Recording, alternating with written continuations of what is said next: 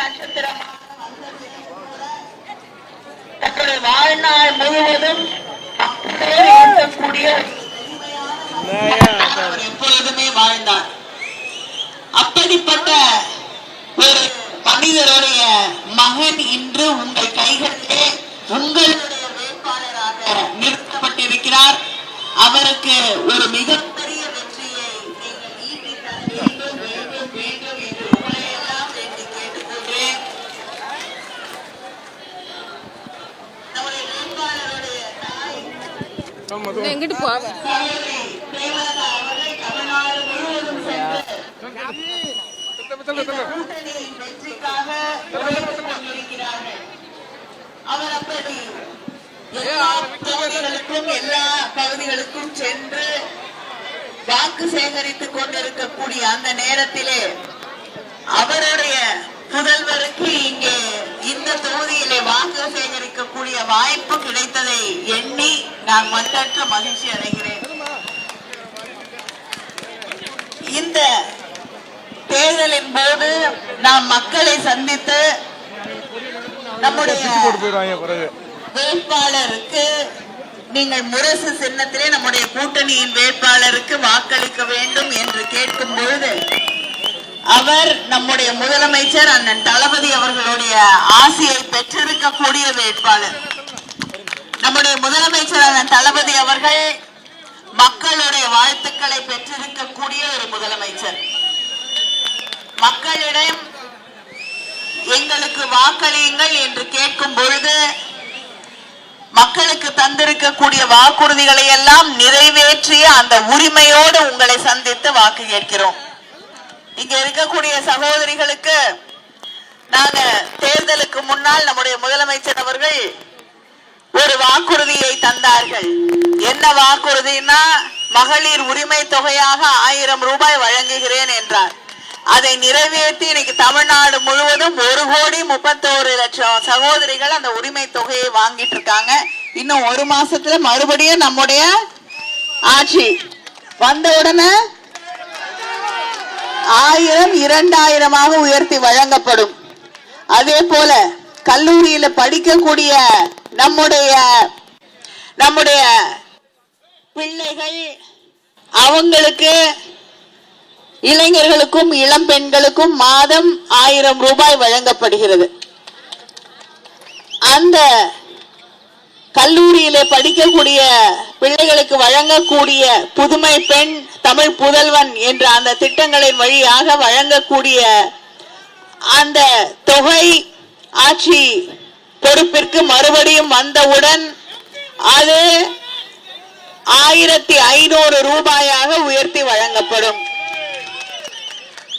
இளைஞர்களுக்கு தரக்கூடிய லேப்டாப் அதை நிறுத்தினது எடப்பாடி பழனிசாமி, மறுபடியும் கொடுத்தது நம்முடைய முதலமைச்சர் அண்ணன் தளபதி அவர்கள்.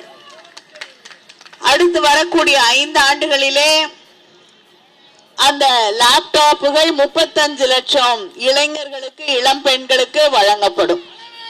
படிச்சு முடிச்சுட்டு இருக்கக்கூடிய இளைஞர்களுக்கு அவங்க வேலை தேடக்கூடிய அந்த 6 மாசத்துல அவங்களுக்கு பயிற்சி வேலைக்கான பயிற்சியும் வழங்கப்பட்டு அந்த 6 மாசம் அவங்க வேலை தேடக்கூடிய நேரத்துல மனசு சோர்ந்து போக கூடாதுங்கிறதுக்காக அவங்களுக்கும் 6 மாதங்களுக்கு ஒவ்வொரு மாதமும் 1500 ரூபாய் வழங்கப்படும் என்று இந்த தேர்தல் அறிக்கையிலே நம்முடைய முதலமைச்சர் அவர்கள் அறிவித்திருக்கிறார்கள். விவசாயிகளுக்கு முதல்ல நம்முடைய முதலமைச்சராக இருந்த தலைவர் கலைஞர் அவர்கள்தான் நம்முடைய விவசாயிகளுக்காக கட்டணம் இல்லாத மின்சாரத்தை வழங்கியவர். இன்று நம்முடைய முதலமைச்சர் அவர்கள் எந்தவித மின் கட்டணமும் இல்லாத எந்த மீட்டரும் பொருத்தப்படாத மோட்டார்களை 20 லட்சம் விவசாயிகள் பயன்பெறக்கூடிய வகையிலே தருவேன் என்று அறிவித்திருக்கிறார்கள். திராவிட முன்னேற்ற கழகம் தரும் சொன்னால் செய்து தரக்கூடிய இயக்கம் திராவிட முன்னேற்ற கழகம். இந்த சகோதரிகள் இருக்காங்க, அவங்க சுய உதவி குழுக்கள்ல இருக்கக்கூடிய சகோதரிகள் தொழில் தொடங்க வேண்டும்னா நீங்க தொழில் தொடங்குறதுக்கு வீட கூடு இடத்த கூடுன்னு எதையும் கேட்காம உங்களுக்கு மானியத்தோடு 5 லட்சம் ரூபாய் கடன் வழங்கப்படும். அரசு உங்களுக்கு தொழில் தொடங்குவதற்காக 5 லட்சம் ரூபாய் கடனாக, மானியத்தோடு கூடிய கடனாக வழங்குவோம்.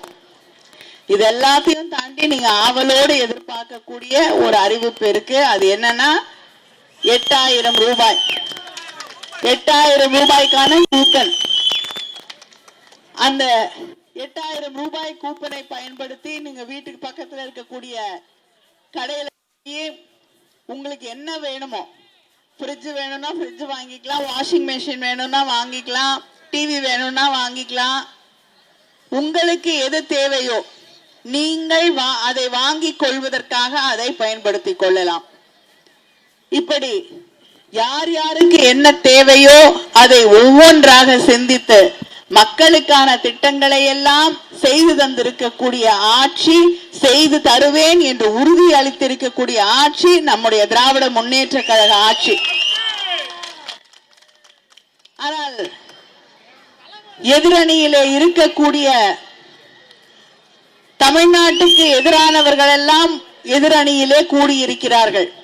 ஒன்றியத்தில் இருக்கக்கூடிய பிஜேபி தமிழ்நாட்டுக்கு எந்த நிதியும் கொடுக்க கூடாது, பட்ஜெட்ல தமிழ்நாடுங்கிற பேரே சொல்லக்கூடாது என்று நினைக்கக்கூடியவர்கள், தமிழ்நாட்டில் எந்த திட்டத்தையும் கொண்டு வரக்கூடாது, தமிழ்நாட்டில இருந்து வரியெல்லாம் வாங்கிக்கிறாங்க, நம்முடைய வரியெல்லாம் அள்ளி கொள்கிறார்கள்.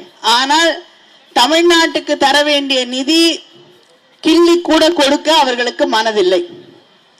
இங்க நம்முடைய நிதியமைச்சர் அவர்கள் இருக்கிறார்.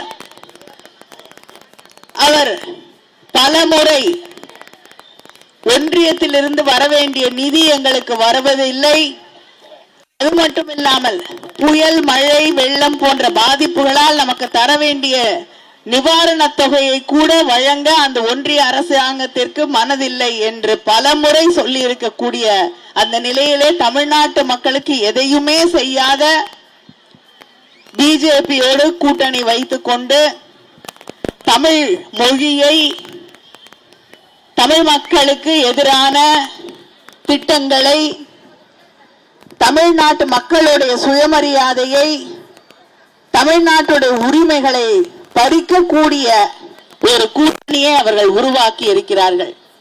தொடர்ந்து இந்த நாட்டிலே இருக்கக்கூடிய சிறுபான்மை மக்களுக்கு எதிரான ஒரு கூட்டணியாக செயல்பட்டு கொண்டிருக்கக்கூடிய அந்த கூட்டணி இந்த தேர்தலிலே மக்கள் அவர்களுக்கு சரியான பாடத்தை புகட்ட வேண்டும். எடப்பாடி பழனிசாமி அவர்களுக்கு இந்த தேர்தலில் ஜெயிக்கிறதுக்கு வாய்ப்பே இல்லைன்னு தெரிஞ்சிருச்சு. தேர்தல் பயம் இப்ப ஜுரமா மாறி இன்னைக்கு ஜன்னியா வந்துருச்சு. என்ன பேசுறோம்னு அவருக்கே தெரியல. அதனால அவர்களுக்கு இந்த தேர்தலிலே நாம் சரியான பாடத்தை புகட்ட வேண்டும். இந்த தேர்தலிலே இனிமேல தமிழ்நாட்டில் இது பெரியாருடைய மண், பேரறிஞர் அண்ணாவின் மண், பெருந்தலைவர் காமராஜர் அவர்களுடைய மண், தலைவர் கலைஞர் அவர்களுடைய மண் என்பதை அவர்களுக்கு புரிய வைக்க வேண்டும். இந்த மண்ணில் அவங்களுக்கு ஒரு பிடி மண் கூட கிடைக்காது என்பதை இந்த தேர்தலின் வழியாக அவர்களுக்கு சொல்லித்தர வேண்டும். அப்படி ஒரு நிலையை உருவாக்க, மறுபடியும் திராவிட மாடல் ஆட்சியை இந்த மண்ணிலே உருவாக்க நம்முடைய விஜய் பிரபாகர் அவர்களுக்கு முரசு சின்னத்திலே உங்களுடைய மேலான பொன்னான வாக்குகளை அளித்து அவரை வெற்றி பெற செய்ய வேண்டும் வேண்டும் வேண்டும் என்று உங்களை எல்லாம் வேண்டி கேட்டுக்கொள்கிறேன். நம்முடைய கேப்டன் அவர்களுடைய மகனுக்கு முரசு சின்னத்திலே வாக்களித்து அவரை வெற்றி பெற செய்ய வேண்டும் வேண்டும். நன்றி, வணக்கம்.